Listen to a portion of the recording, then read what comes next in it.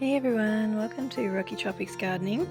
I thought I'd do a bit of a seed talk on what's happening at the end of the dry season into the shoulder season before the wet comes in the tropics. I used to live in an area in the tropics where there were frosts occasionally, probably one or two every 1 or 2 years, not a lot, but you can't really account for something that hardly ever happens. But if you're in an area in the tropics that is starting to warm up now during the evenings. It was quite cold a long way inland at a high elevation where we were, and it took a little while, probably into August, September, before the evenings started to warm up a little bit. They were in the single digits Celsius before that.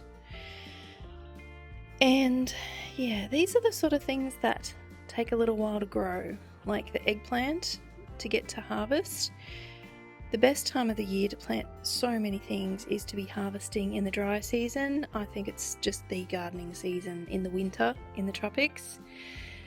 I had to learn a lot when I went up there from Melbourne, and now I'm back to Melbourne. I have to sort of relearn Melbourne, but definitely cherry tomatoes are the way to go. If you want to see a detailed video on cherry tomatoes and the kinds that I have, for Melbourne or the tropics, I grew most of them in the tropics actually, the seeds that I have now, my own seeds. I'll put that link there to that video and you can skip across. I've got little highlighted headings on the video itself to show you where the cherry tomatoes are if you want to check out what I actually have. I just didn't want to make this video too long. The other video is quite long. But this is mainly leafy greens that you can do in the shoulder season and the longer things that will take a while to produce, but when they're producing, at least from what I've learned in the Atherton tablelands in far north Queensland, Australia, they don't mind the wet season so much. So cherry tomatoes are not so bad for fruit fly because they have a tougher skin, and people say they're more acidic, so fruit fly don't like them so much. And quite a few of the varieties that are, at least that I was growing there, if you got a lot of wet weather, it didn't kill them with the leaves rotting off. It was just dreadful. They just go black. Normal tomatoes, but cherry tomatoes seem to be a bit more resilient, so the hardier the better for fruit and leaves. So those ones were pretty hardy, the ones that I have in my other video, which I'll link here. So collards love the heat. They really didn't like even the dry season in the far north. They struggled a little bit, and we still had cold nights, so I think that was why they just didn't grow as big as they would have. So in this little shoulder season, if you can grow something quickly like these leafy greens, you can really get a winner. This is a heat tolerant variety, Pice. I don't think you pronounce the S. It says suitable temperature 20 to 30 degrees C. So they're like a leafy bok choy, really good for stir fries. I should really start at the beginning. So yeah, collards.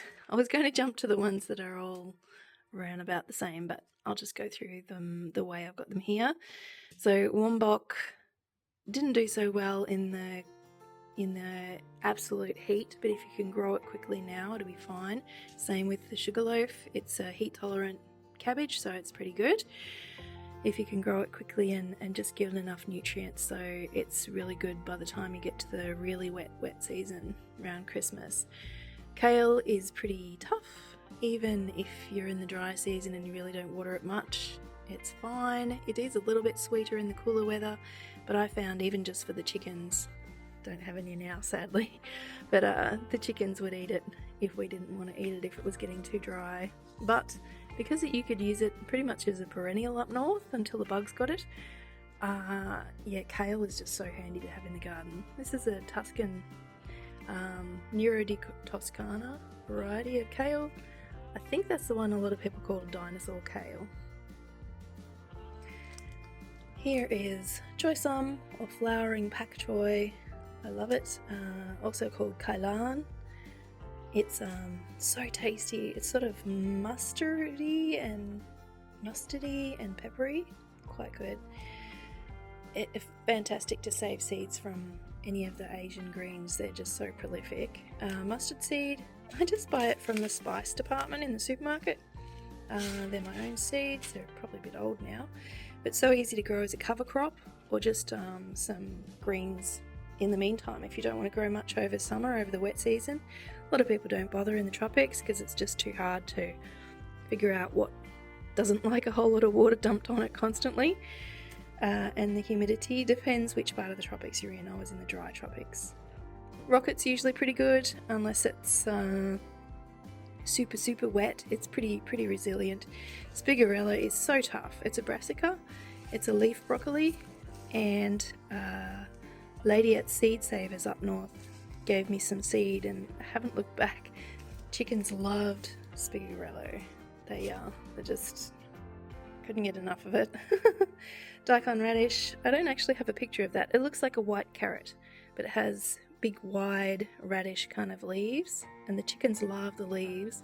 The leaves were hardly ever really there in the far north. I only kept it to about 4 leaves because the chickens love the leaves so much, and human beings like the radish itself. It seems to cope okay with a lot of wet weather, and of course the root grows a lot better than it does in the dry, harsh season of the dry season up north. If you see all of these little brassica seeds, I thought I picked them all up. Something leaked in the bigger bag, so now I have mystery brassica seeds, which I will plant. I'm just curious to see what they are. They're probably pak choi or choy sum, because they're the ones I have the most of, and possibly the packet wasn't great because it was one of my own. Anyway, okra, most people say, don't they? I found out that lady's finger okra is the same as clems and spineless, which is a pretty good heat tolerant variety. I mean, okra comes from Africa anyway, so it's going to be heat tolerant, but they're particularly good.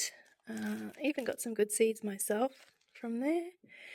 The burgundy variety of okra, I always call it okra. I've decided to call it okra now. I'm calling it okra. Okay, so burgundy okra. It seemed to be a bit tougher than the green. I'm not sure why. It could have just been a dry season problem. But they really don't seem to mind the wet season with their leaves getting very wet. And I don't know much about the emerald okra because it didn't grow. Something ate it, I think. So let me know if you know much about the emerald okra. Eggplant season is still good in the wet season, unless it's crazy wet. This one is probably the Rosa di Bianca heritage eggplant, is probably least likely to appreciate a lot of water on its leaves. These are really tough. The Pingtong eggplant, super little plant, very resilient. They're a tropical variety. They're from Taiwan, if that's not too controversial to say. These are an Italian version of the same thing, and these are the European style large black eggplant. But out of all of them, these are the tropical variety because they're grown in Asia where it's hot and humid. Rosella is in the okra family. I don't have a photo of that, but I'll put one up here.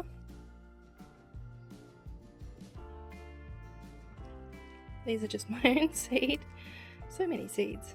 You can get them preserved in syrup. People put them in drinks.